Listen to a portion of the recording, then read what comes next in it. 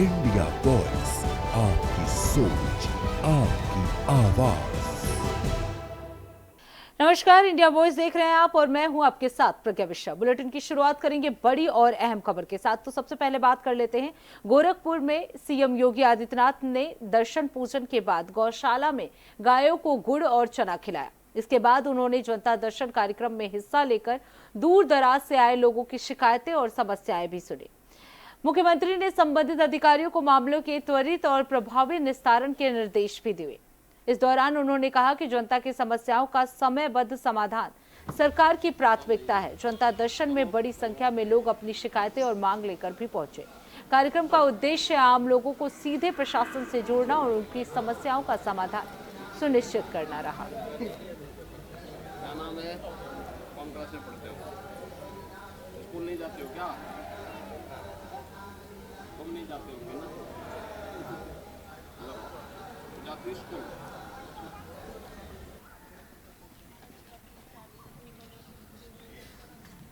अब चोरी हुआ है। इनको अब रुक कर लेते अगली खबर की। लखनऊ में उत्तर प्रदेश सरकार के मंत्री अनिल राजभर ने समाजवादी पार्टी पर तीखा हमला बोला है। उन्होंने कहा, समाजवादी पार्टी गुंडों और माफियाओं का संरक्षण देने वाली पार्टी है, लेकिन उन्हें ये नहीं भूलना चाहिए कि प्रदेश में योगी आदित्यनाथ की सरकार है जो किसी भी माफिया को बख्शने वाली नहीं है। वहीं 5 जून से 21 जून तक आयोजित होने वाले श्रम विभाग के कार्यक्रमों की तैयारियों को लेकर भी मंत्री ने कहा कि इस दौरान कई जन कल्याणकारी कार्यक्रम चलाए जाएंगे। उन्होंने कहा कि नरेंद्र मोदी सरकार की योजनाओं का लाभ जनता तक पहुंचा है और आगे भी लगातार पहुंचता रहेगा। और क्या कुछ कहा, चलिए आपको सुनाते हैं। उत्तर प्रदेश सरकार में मंत्री अनिल राजभर जी हमारे साथ मौजूद। Sir, Sandeep Singh property dealer से उनकी हत्या हुई थी, आरोपी जो है सपा का नेता निकला, इस किस तरह से? नहीं, मेरे पास एक तस्वीर है, आप दिखा सकें तो। ये समाजवादी पार्टी और समाजवादी पार्टी के पदाधिकारी, समाजवादी पार्टी के लोग उत्तर प्रदेश की कानून व्यवस्था को बदनाम करने पर तुले, करने पर तुले। लेकिन ऐसे होने नहीं दिया जाएगा। हर घटना के पीछे कहीं न कहीं से समाजवादी पार्टी के लोगों का नाम निकल के बाहर आता है। यहां भी यही हुआ। और अभी जब कार्रवाई होगी तो कहेंगे कि एक धर्म विशेष को टारगेट कर रहे हैं, एक जात विशेष को टारगेट कर रहे हैं। अपराध करने वाला एक धर्म विशेष का ही जब आएगा, निकलेगा, एक जात विशेष का ही निकलेगा, तो कार्रवाई किस पर करेंगे? कार्रवाई तो होगी, क्योंकि सरकार का, उत्तर प्रदेश की सरकार का संकल्प है, हम कानून व्यवस्था को मेंटेन करेंगे, कानून का राज स्थापित करेंगे। और हमने किया है, जिसकी प्रशंसा दुनिया करती है। लेकिन ये हर घटना के पीछे इन लोगों का नाम आता है। ये उत्तर प्रदेश को बदनाम करने की साजिश जो चल रही है, इसको सफल नहीं होने दिया जाएगा। और कुछ नहीं है, ये साजिशन इस तरह का काम कर रहे हैं। अभी मऊ में क्या हुआ? समाजवादी पार्टी का कार्यकर्ता जो प्रधान है, सरेआम जो है गोलियों से भूनने का काम किया राजभर समाज के एक 60 वर्ष के आदमी को। हर घटना के पीछे इन लोगों का नाम, हर घटना के पीछे इन लोगों का नाम।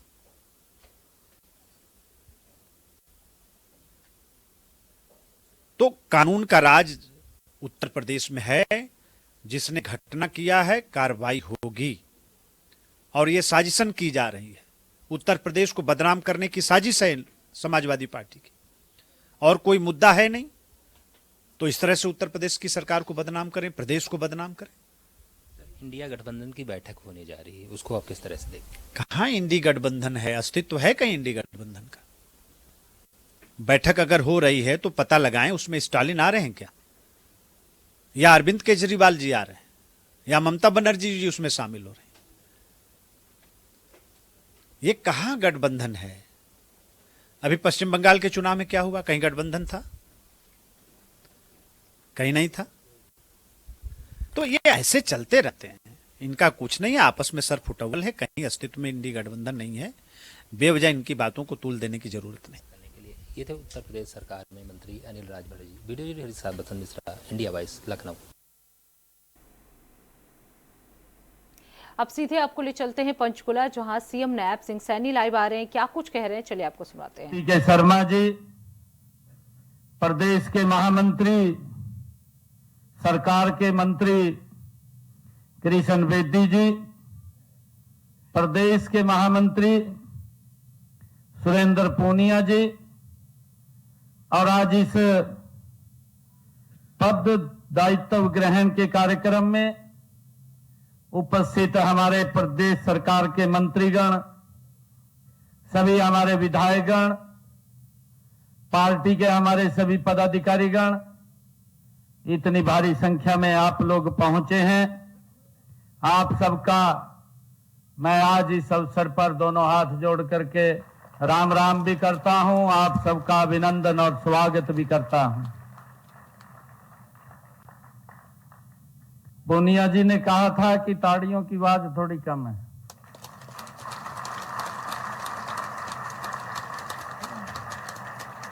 आज मेरे लिए बड़ा ये गर्व का दिन है कि इससे पहले मैं माननीय सौदान सिंह जी बैठे हैं, पंजाब भारतीय जनता पार्टी के नवनियुक्त अध्यक्ष सरदार केवल सिंह जी ढिल्लो, उनको भी पद ग्रहण आज था, उसमें मैं था, और गजब का उत्साह वहां पर भी मैं कार्यकर्ताओं के बीच में देख रहा था। वो ताड़ियां इतनी जोर की बज रही थी कि मुझे पूर्ण विश्वास हो गया कि 2027 में पंजाब में भी भारतीय जनता पार्टी की सरकार बने।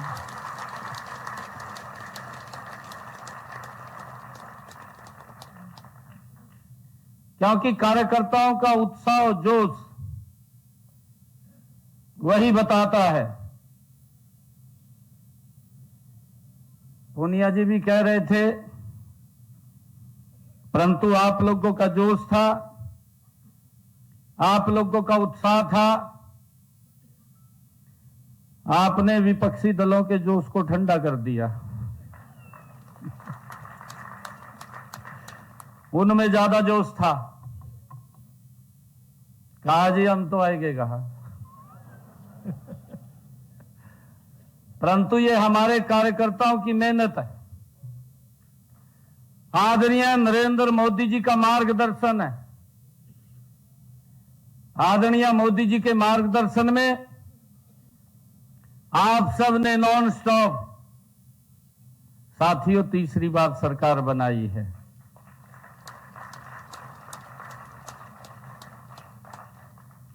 डॉक्टर अर्चना गुप्ता जी को मैं बधाई देना चाहूंगा, और ये पार्टी का हमारी परंपरा भी है। हमारे आज मंच के ऊपर सुभाष बराड़ा जी राज्यसभा के हमारे सांसद हैं, भारतीय जनता पार्टी के हरियाणा प्रदेश के अध्यक्ष थे। उसके बाद हमारे दूसरे जो बराड़ा जी के बाद अध्यक्ष बने, तो वो भी मौजूद हैं, हमारे ओम प्रकाश धनखड़ जी। पार्टी ने इनको जिम्मेवारी दी, और फिर जब इनको जिम्मेवारी दी पार्टी ने, इनके बाद मेरे को दायित्व दे दिया। मेरे को दायित्व दिया तो मेरे के बाद मोहनलाल बड़ौली जी को दे दिया। ये भारतीय जनता पार्टी है। इसमें अगर कार्यकर्ता मजबूती से लगा हुआ है तो किसी भी पद के ऊपर वो जा सकता है। और आज मोहनलाल बड़ौली जी ने जो काम और मेहनत किया है, हमारे सुभाष बराड़ा जी ने प्रदेश के अंदर घूम घूम करके जो काम और पार्टी को मजबूत किया है, आदरणीय धनखड़ जी ने जो प्रदेश के अंदर घूम घूम करके जो पार्टी को मजबूत और संगठन को आगे बढ़ाया है। अब ये जिम्मेवारी डॉक्टर अर्चना गुप्ता जी के ऊपर आई है। हमारे सभी प्रमुख कार्यकर्ता बैठे हैं, क्योंकि ये भारतीय जनता पार्टी में ही है। पद के साथ पार्टी को मजबूत करना। आज आप सब ने मिलकर के आदरणीय मोदी जी के नेतृत्व में, आदरणीय नितिन नवीन जी के नेतृत्व में, आदरणीय अमित शाह जी के नेतृत्व में आज ये भारतीय जनता पार्टी का झंडा अब आपने डॉक्टर अर्चना गुप्ता जी के हाथ में दिया है। ये इस झंडे को लेकर के ये आगे बढ़ेंगी और पीछे हम सब होंगे। मैं आज डॉक्टर अर्चना गुप्ता जी को मैं इस बात के लिए कि हरियाणा सरकार भी पार्टी के कार्यकर्ताओं के साथ मिलकर के आपको लगातार मजबूत और आगे बढ़ाने का काम हम मिलकर के करेंगे।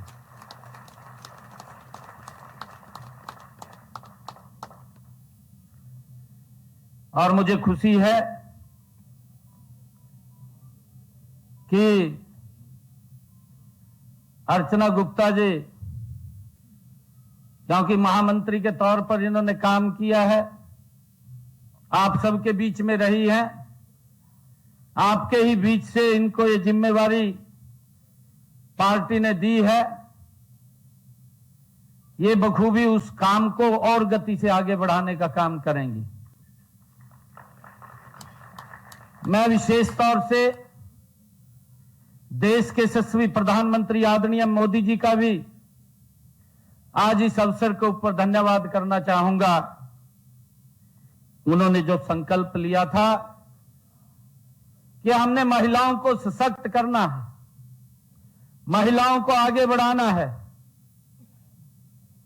और उस पवित्र भूमि के ऊपर, ऐतिहासिक भूमि के ऊपर, पानीपत की वो भूमि, 23 जनवरी 2015 का वो दिन आदरणीय मोदी जी ने बेटी बचाओ बेटी पढ़ाओ का आह्वान किया था। मुझे खुशी है आदरणीय मोदी जी के 12 साल पूरे हुए हैं। 12 सालों के अंदर लाखों बेटियों को जीवन दान देने का काम मोदी जी के इस शब्द ने किया है। तो पंचकुला से सीएम नायब सिंह सैनी को आप सुन रहे थे। अब रुक कर लेते हैं खबरों की ओर। उत्तर प्रदेश में योगी आदित्यनाथ सरकार ने राज्य में प्रशासनिक और राजनीतिक कमान को मजबूत करने के उद्देश्य से मंत्रियों के प्रभार वाले जनपदों की सूची में बड़ा बदलाव किया है।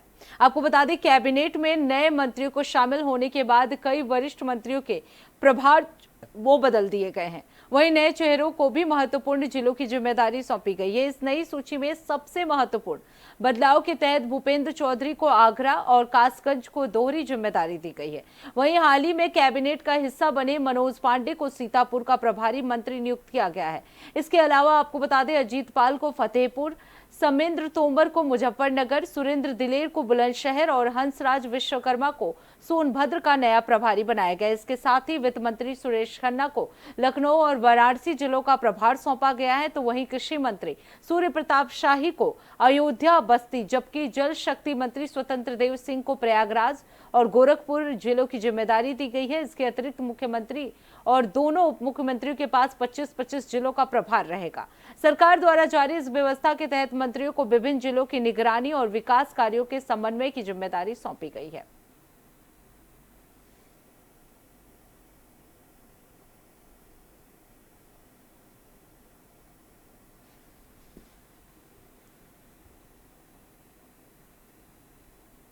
अब रुक कर लेते हैं अगली खबर के।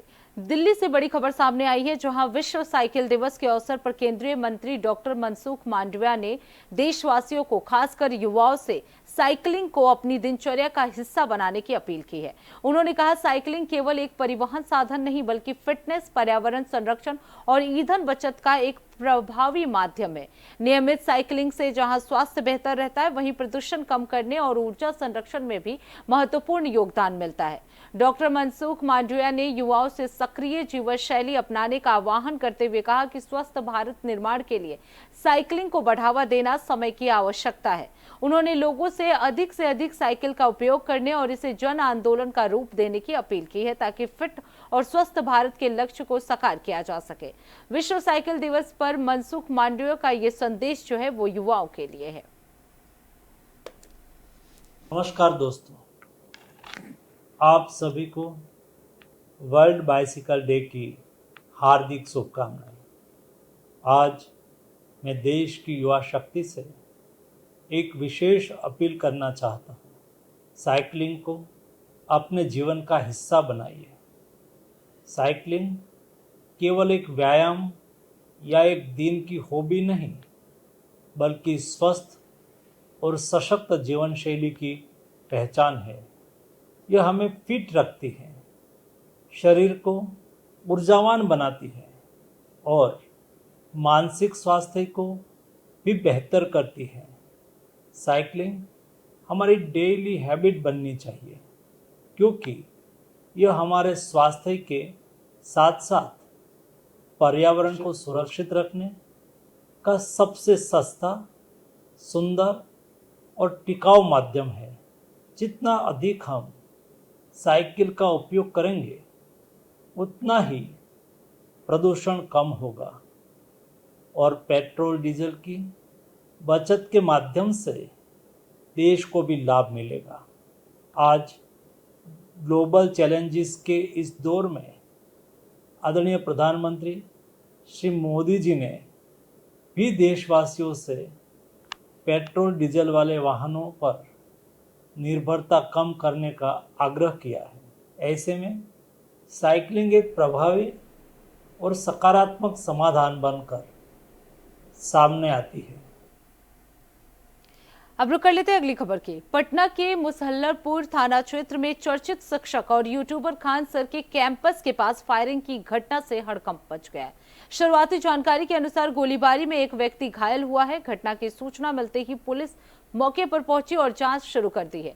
फायरिंग की यह घटना उस इलाके में हुई जहां बड़ी संख्या में प्रतियोगी परीक्षाओं की तैयारी करने वाले छात्र आते हैं।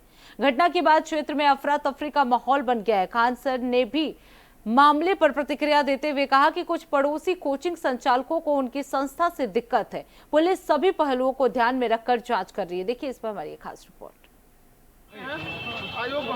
बिहार की राजधानी पटना के मुसलहपुर थाना क्षेत्र में मंगलवार की रात उस समय हड़कंप मच गया जब चर्चित शिक्षक और यूट्यूबर खान सर के कैंपस के पास फायरिंग की घटना सामने आई।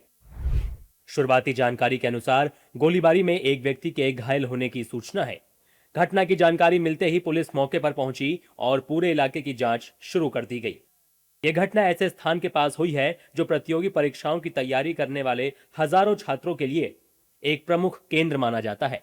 खान सर का कैंपस पटना के सबसे चर्चित शैक्षणिक संस्थानों में शामिल है और यहां रोज बड़ी संख्या में छात्र पहुंचते हैं। फायरिंग की खबर के बाद इलाके में अफरा तफरी का माहौल बन गया। पुलिस फिलहाल घटना के कारणों और हमलावरों की पहचान का पता लगाने में जुटी हुई है। अधिकारियों का कहना है कि मामले की सभी पहलुओं से जांच की जा रही है और आसपास लगे सीसीटीवी कैमरे की फुटेज भी खंगाली जा रही है। के द्वारा पे यहाँ पे कुछ मारपीट की घटना की गई है और जो इनके द्वारा द्वार बनाया गया था उसको तोड़फोड़ किया गया है। अभी फुटेज वगैरह के आइडेंटिफाई किया जा रहा है। एक गार्ड है, उनको भी काफ़ी चोटें लगी हैं। अभी वो इलाजरत है। बयान दर्ज करके एफआईआर किया जा रहा है। लोगों को आइडेंटिफाई किया जाएगा और जो लोग इससे सम्मिलित हैं उन पे कड़ी कार्रवाई की जाएगी। तो ये लग रहा है कि आपस में जो कोचिंग इंस्टीट्यूट का राइवलरी का मामला है, परंतु अभी इन्वेस्टिगेशन चल रहा है। जैसे लोग आते हैं सबसे इंडिविजुअल क्लियर होगा। इस पर लोग जांच कर रहे हैं। अभी कैमरा फुटेज वगैरह है ही यहाँ पे और काफ़ी संख्या में लोग भी यहाँ थे, तो लोगों का बयान भी लिया जाएगा और सबसे कार्रवाई की जाएगी। जो भी इसमें इन्वॉल्व हैं उन सब पे कार्रवाई होगी और उन सबको सही जगह पहुँचाया जाएगा। वहीं खान सर ने यह दावा किया है कि बेहद कम फीस में गुणवत्तापूर्ण शिक्षा उपलब्ध कराने के कारण कुछ स्थानीय कोचिंग माफिया और असामाजिक तत्व उनसे नाराज थे और उनके संस्थान को बंद कराने की कोशिश कर रहे थे। हजारों की संख्या में रिजल्ट हुआ तो सब लोग बच्चों को सम्मानित करके थके हुए थे। लोग सारे लोग आए, कुछ असामाजिक तत्व लगे कि कहें कि कोचिंग उड़ा देंगे 2 दिन के अंदर और गार्ड को मार के इतना लहूलुहान कर दिए कि अभी वो एडमिट है यहाँ पे। अभी देखिए क्या हो रहा है यहाँ पर।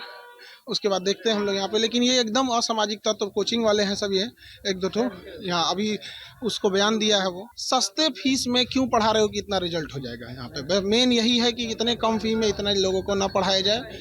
तो अब प्रशासन से भी कहते हैं कि सिक्योरिटी ध्यान में रखा जाए, क्योंकि गरीब को भी पढ़ने का अधिकार है। यहाँ हजारों की संख्या में जब रिजल्ट हो जाता है तो थोड़ा इस तरह से असामाजिक तत्व जो होते हैं वो अपना सोचते हैं कि दबा दिया जाए। पूरा ऑफिस तोड़ ताड़ दिया, ऐसे गोली चला दिया। अब किसको हमला करने आ गए यहाँ हमारे घर पे, किसको कर रहे हैं? किसको दे दिया गया है, चिन्हित कर लिया गया, गार्ड भी पहचान गया वहाँ पे बगल की कोचिंग वाला। ऐसा पहली बार नहीं है कि जब खान सर के संस्थान के आसपास किसी आपराधिक घटना की चर्चा हुई हो।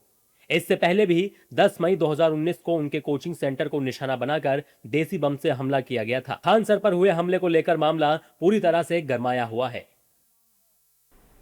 अब रुक कर लेते हैं अगली खबर की। गाजियाबाद के खोड़ा कॉलोनी क्षेत्र में जिला प्रशासन और पुलिस द्वारा सील किए गए 2 मदरसों के खिलाफ एफआईआर दर्ज की गई है। पुलिस के अनुसार दोनों संस्थान बिना आवश्यक अनुमति, मान्यता और पंजीकरण के संचालित किए जा रहे थे। थाना खोड़ा क्षेत्र में हुई इस कार्रवाई के तहत भारतीय न्याय संहिता यानी बीएनएस और भारतीय विद्युत अधिनियम की संबंधित धाराओं में मुकदमा दर्ज किया गया है। मामले में 3 लोगों को नामजद किया गया है।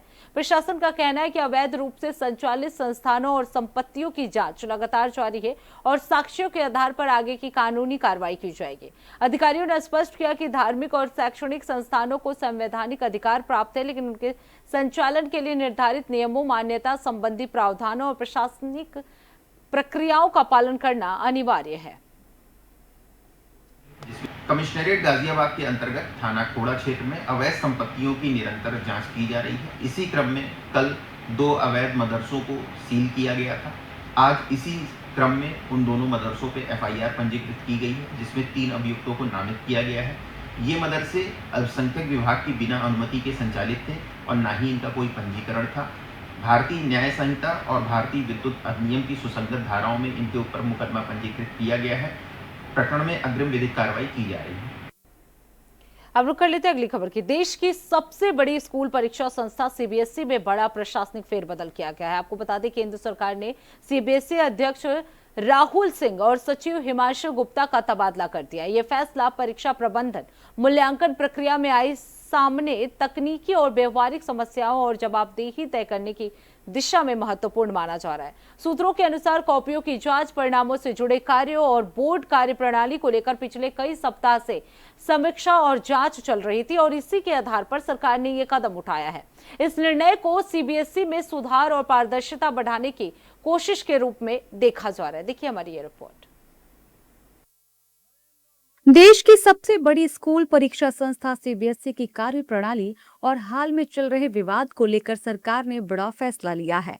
सरकार के नए आदेश के मुताबिक सीबीएसई के अध्यक्ष राहुल सिंह और सचिव हिमांशु गुप्ता का तबादला कर दिया गया है। उनकी जगह लोखंडे प्रशांत सीताराम सीबीएसई के चेयरमैन बनाए गए हैं, जबकि वरुण भारद्वाज को सीबीएसई सेक्रेटरी बनाया गया है। परीक्षाओं के मैनेजमेंट, मूल्यांकन प्रक्रियाओं में आ रही तकनीकी और व्यवहारिक दिक्कतों और जवाबदेही तय करने के मद्देनजर इस फैसले को बेहद अहम माना जा रहा है।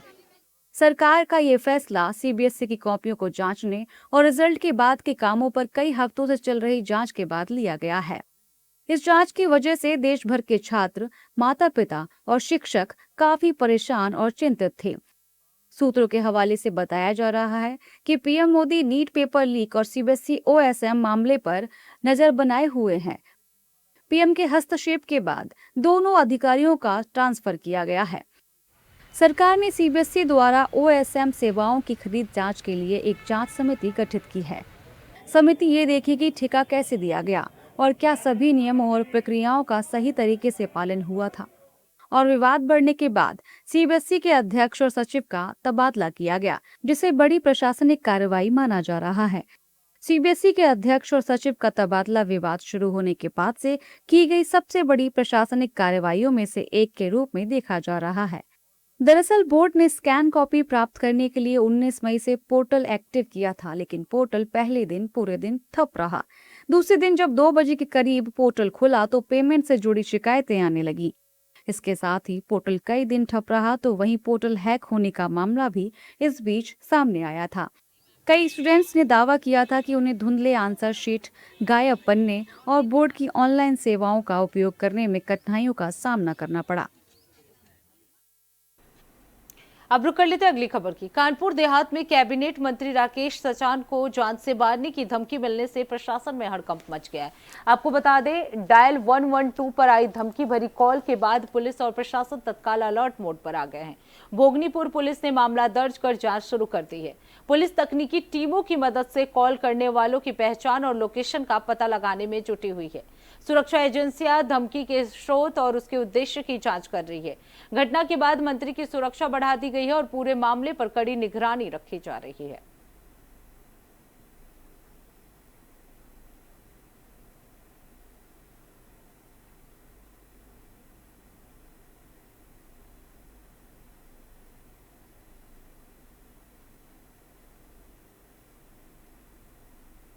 तो इसी के साथ इस बुलेटिन में बस इतना ही। देश दुनिया की तमाम बड़ी खबरों के लिए देखते रहिए इंडिया वॉइस। तब तक के लिए नमस्कार।